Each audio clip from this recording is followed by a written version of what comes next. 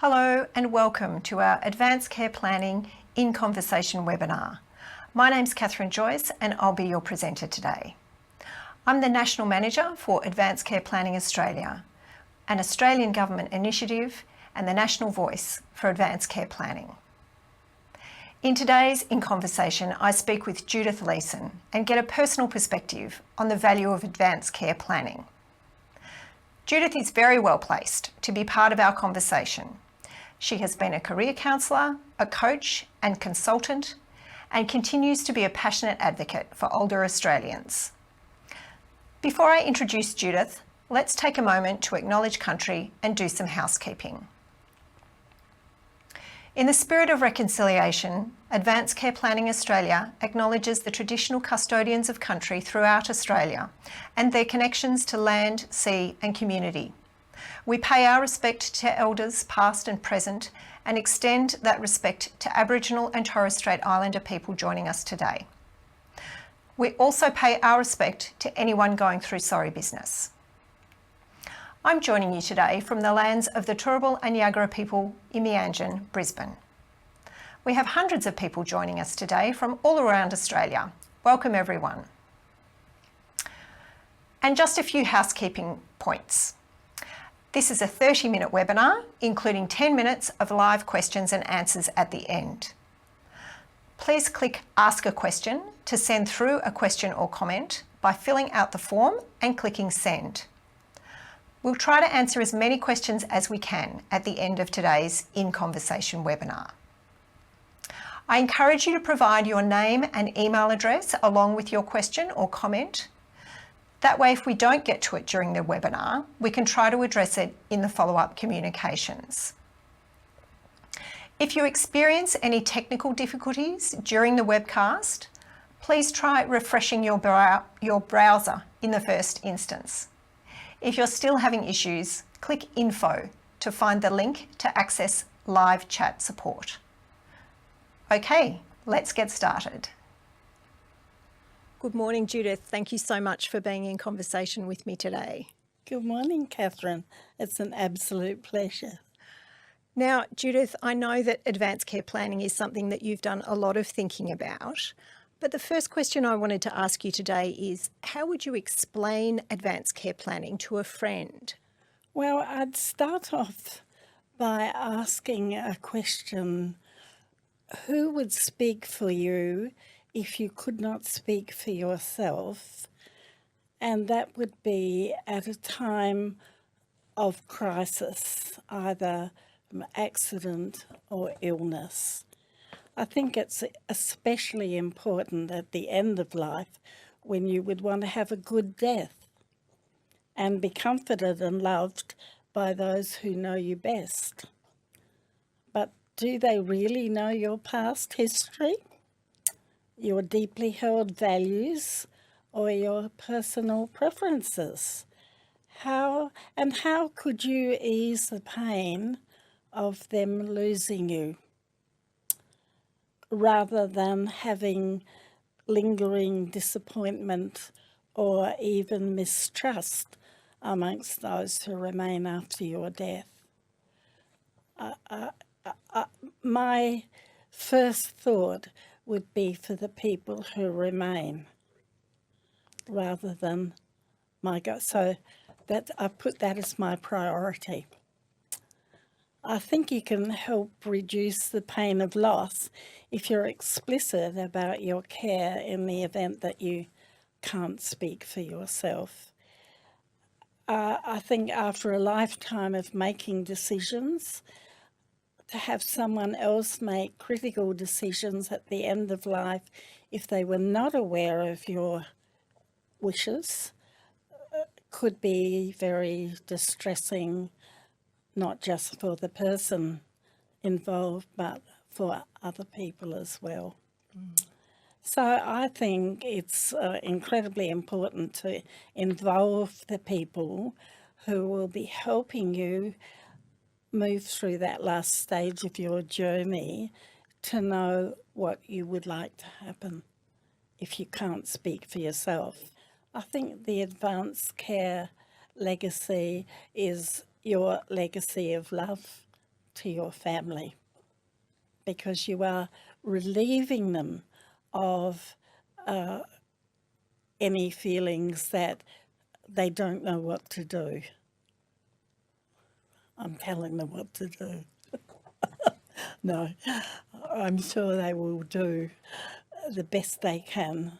And that's why I think any advanced care directive needs to be so personal, because you are actually speaking to the people who will act on your behalf, people that you love and that you trust.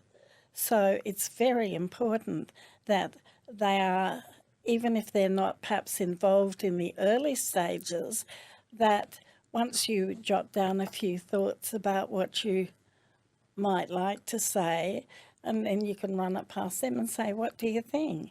How would you manage this? That's right. So what do you see as the benefits of advanced care planning? Well, first of all, I would say for me, the primary benefits would be trying to alleviate the stress of making decisions on my behalf without knowing really what I would want. I think that... So that's stress for your family members or for the person who's got to make that decision? I think I have 2 daughters and a son, and they would all play quite different roles at the end of my life and my husband's.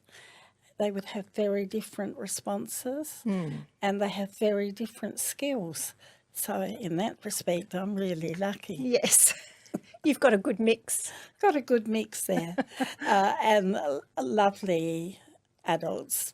So I'm very proud of them. And I know they'll want to do the right thing, but I think that I will make it easier for them to do what is right for me. Yes, yes. Having done advanced care planning, is that about having peace of mind that you've made your wishes clear?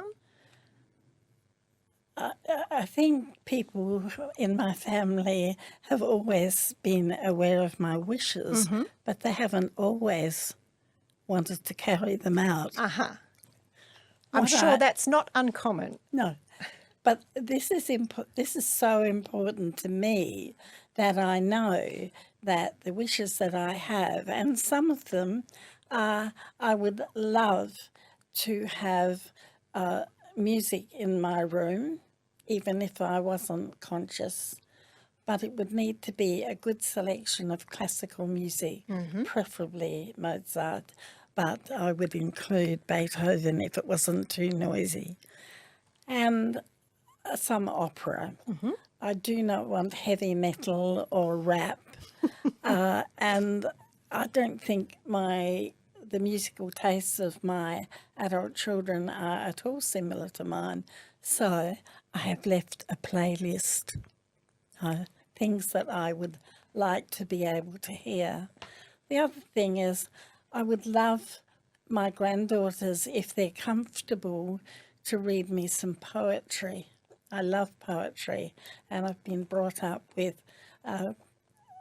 in a traditional English discipline, I think, at university. I studied English and psychology. So, and I still love reading. And if I was semi-conscious, I'd love someone to read some of John Donne's sermons to me, because I think that he has expressed many important and significant comments on death and dying. And I always think of no man is an island, but I wouldn't want it misquoted. So I must make sure I have bookmarks in my copies of the complete works of John Donne. And I especially love the old-fashioned David Austin roses and the French. I've got a Pierre de Ronsard climber rose, which brings me the deepest joy, actually. So if the roses were out, I'd like someone to pick them and bring them in. Even if I wasn't able to speak, I would be able to have them squished in my face. Squishing is just a wonderful thing to do with roses. You get the perfume and the texture. It's so I'd like some squishing done, not too aggressively, of course. And Judith, the things that you've just talked about there are not about medical decisions at all, No, are they're they? not. And, you were talking, there are some things to do with medical decision making and treatment and those formal things that can be very important, but equally important are all of those things that you've just talked about the environment, the sounds, the smells, the people. I think, and I think you may not be able to make decisions, but you may be very aware Yes. of what's happening around you. Yes. And I think that, I've always been surrounded by love, and I would hope that would continue. Yes. Judith, we've talked quite a lot about that end of life phase, and one of the things about advanced care planning is that it's not just about end of life phase. It can also be about if something happens to someone earlier in life, like a car accident, or indeed when somebody doesn't have decision-making capacity for a period, and whether that's permanent or temporary, that can also be where advanced care planning can be important. Well, in my life, I've had a couple of really bad car accidents that could have resulted in death. I wasn't driving in either of them, I must say, but life can change so quickly. About 5 years ago, I was admitted to hospital with sepsis, and that's another occasion where my family were being prepared for my death, but no one had told me. So I confounded the specialists in the Royal Adelaide Hospital, and after a fairly long rehabilitation period, I was back able to do my voluntary work again, being accountable to others and for others as well as yourself. So I strongly recommend it. Judith, what would you say is the most important part of the advanced care planning process? I think thinking about what is important to you as an individual, not as a family member and not as a friend. Who you are needs to be expressed in your advanced care plan. What's important, the values that you hold dear to you, the beliefs that you have, your personal preferences, and also some of your interests. So I think that they do need to be reflected and recorded.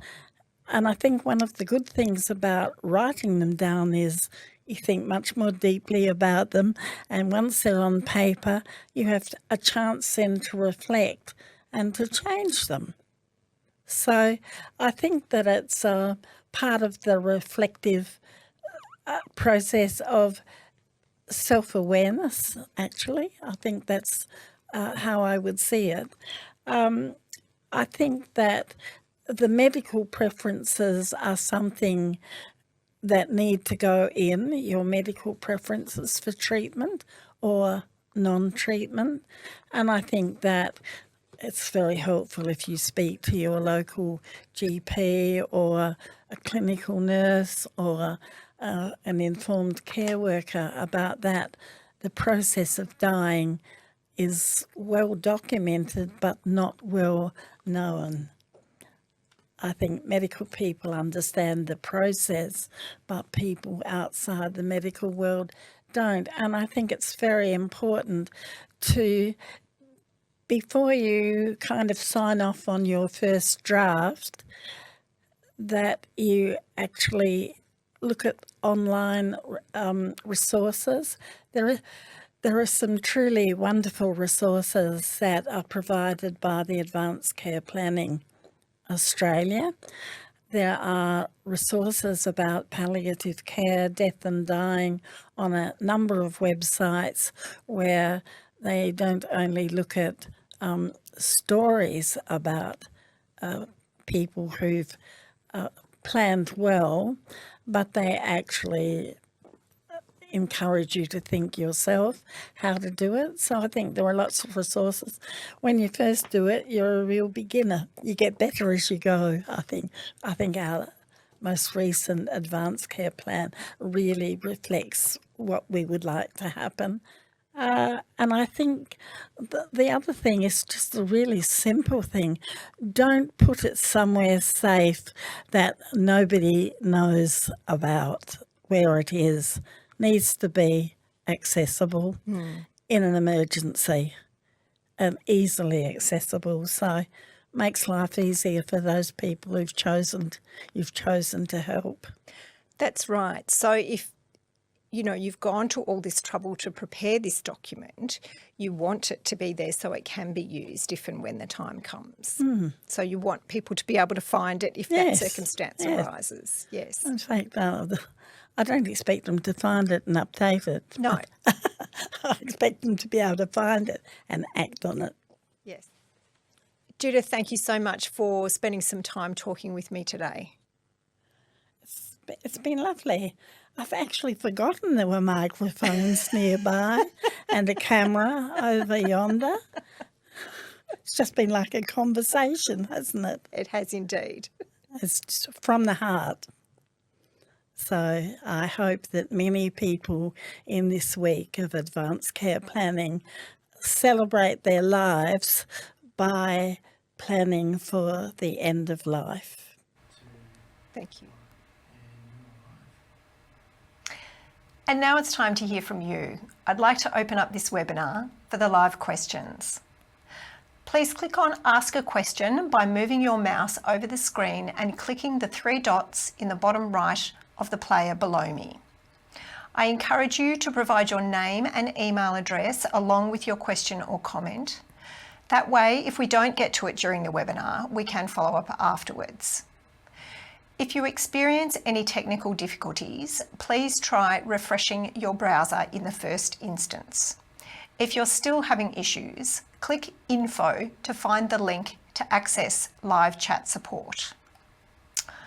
Okay, we've got a number of questions coming in, and there's a question here that asks, please describe the process. So the process of advanced care planning can look different for everybody. There are a number of things that it might involve. First of all, it's about thinking what's important to you. Who are the important people in your life? Who would speak for you if you weren't able to speak for yourself and make your own decisions about healthcare and treatment? Another part of the process is having conversations with those who are important to you. So talk to the people that you want to make those decisions if that situation ever comes. Let them know what's important to you and the things that you would want and not want them to do if they are in a position to make decisions for you.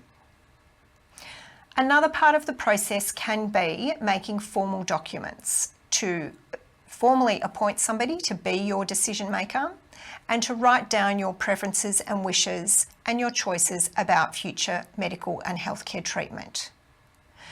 These documents are formal legal documents and they have different names in each state and territory across Australia. The Advanced Care Planning Australia website has information about the forms you need in your state or territory. If you do write formal documents, a really important part of the process is then making sure those documents are shared so that they can be accessed if and when they're needed. Giving a copy to your substitute decision maker, giving a copy to your doctor or treatment team. You can upload a copy to My Health Record. So there are a number of ways to make sure that that document's available if and when it's needed. We've got another question here about who to speak to about advanced care planning, such as GPs or lawyers, and where do I start? It can be hard to know where to start with advanced care planning, and certainly your GP could be a really good person to help you. Particularly if you have an existing or ongoing health condition, a GP can help you understand what choices might need to be made in the future that you might want to think about planning for. You can involve anybody you like in the discussions about your future healthcare choices. There's no need to visit a lawyer, but many of the legal forms do require official witnesses and signing by officials such as a lawyer or somebody else who's able to certify documents. And again, these requirements are different in each state and territory. Getting started can be tricky, but the best place to start, as I said, is thinking about what matters most to you, who you would want to speak for you if you were not in a position to make healthcare choices for yourself in the future. Another question here is about tips for talking to family and loved ones. How do you get the conversation started? This can seem daunting for people. How do we bring up this topic? And one of the great things about National Advanced Care Planning Week is it gives you that prompt to open that conversation with people. We've also got conversation starter cards that are available on the Advanced Care Planning Australia website, which gives you some prompts for having these conversations with family. One of the things that we know from our work at Advanced Care Planning Australia is that many people are more open to talking about this than you think they might be. Sometimes it can help to talk to people about what their experiences have been. Have they ever had to make decisions, for example, for their own parents or for other people in their family? How was that experience for them? What would they have wanted to know if they were in the position of being a substitute decision maker? It can also be really helpful to think about it as, using Judith's words, a legacy of love for others. So one of the benefits we know of advanced care planning is that it eases that burden for the person who is in that position of having to make a decision for others. It's a really tricky and difficult position to be in, and anything that we can do to ease that burden is a really good thing to do in advance. Still got more questions coming in here. Can this be done for free? That's a great question. So all of the formal documents that you might need, you can find links to through our website, Advanced Care Planning Australia. And as I said before, there are some requirements about signatures and witnessing of those documents, and that might require you to access a justice of the peace or something like that. But the documents themselves are free, and the process for you might not involve documents. It might involve speaking to your family and having a conversation about it. Here's another question about advanced care planning and the end of life. Wondering if it can be used as an end of life care plan, or in the case of dementia, or what is required for an end of life plan for someone who develops dementia and no longer has capacity for decisions. So this is often something that a lot of people worry about in terms of what happens at the end of life for themselves or a loved one. And advanced care planning is about future health care choices for when a person doesn't have capacity. So that can happen in the case of advanced dementia. So advanced care planning is really important for good quality care at the end of life. And it can include thinking about and documenting preferences about all of the things that are involved in care for somebody at the end of life. For example, where they would prefer to be cared for. So advanced care planning can certainly support healthcare for a person who has advanced dementia and is no longer able to make their decisions about healthcare. If a person chooses to make an advanced care directive, they can put instructions, specific instructions in those which are legally binding. But advanced care planning documents can also capture broader wishes and preferences about the kinds of music that people like, where they would like to be cared for, the people that they would like around them, the pets they would like around them, many other aspects of end-of-life care.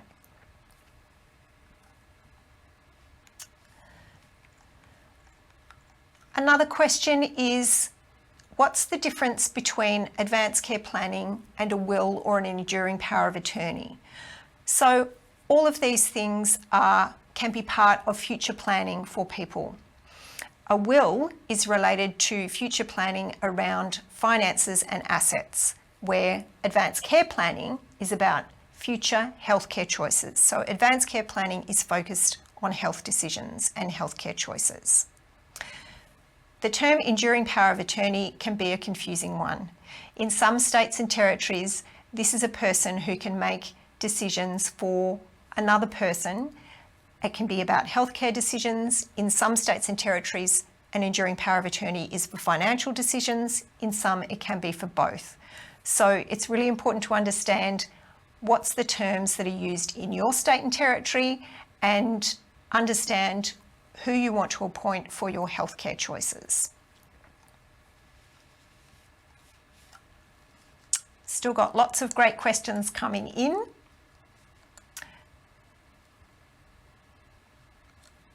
There's a question about voluntary assisted dying. So voluntary assisted dying is an end-of-life option that's available now in all Australian states. And there's a question about the connection between voluntary assisted dying and advanced care planning. So voluntary assisted dying is not something that can be included in a written advanced care directive. And that's because an advanced care directive only takes effect when a person doesn't have decision-making capacity. But to access the voluntary assisted dying process, a person needs to have decision-making capacity. So that's why those things are, voluntary assisted dying can't be included, a request for that in a written advanced care directive. As a person is considering all of their end-of-life choices, advanced care planning is an important thing to consider as part of that conversation. We have a fact sheet on our website about voluntary assisted dying and advanced care planning if you're looking for more information. Still got lots of questions coming in, which is great to see.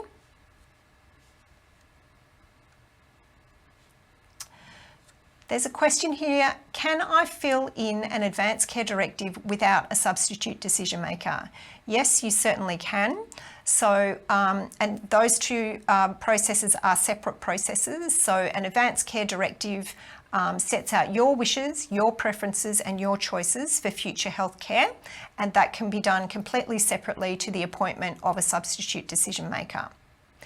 In some states and territories, the appointment of a substitute decision maker is included on the advanced care directive form, and in other states and territories you need a separate form to do that. But for all sections of the advanced care directive form, you'll see that it's optional to fill out each of those sections. So if you're in one of those states where that's part of the form but you don't wish to use that section, that's absolutely fine. Okay. Might see if we've got time for one or two more questions. Okay, so let's have a look.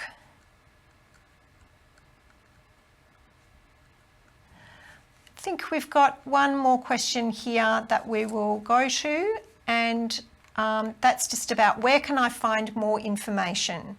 So certainly the Advanced Care Planning Australia website is a really good place to find a whole lot of information about the process and your options for advanced care planning, including information that's specific to each state and territory. Okay, I think that's probably about all we've got time for in today's webinar. Thank you for joining us for today's In Conversation with Judith Leeson, and a personal perspective on the value of advanced care planning. We hope it's provided you with some practical insights. This webinar will be uploaded to our YouTube channel and shared with you in an email, along with some other helpful links and resources. In the meantime, you can watch on demand by clicking on the same link that got you to the live event. For more information, please visit our website and follow Advanced Care Planning Australia on Facebook. Thanks for watching.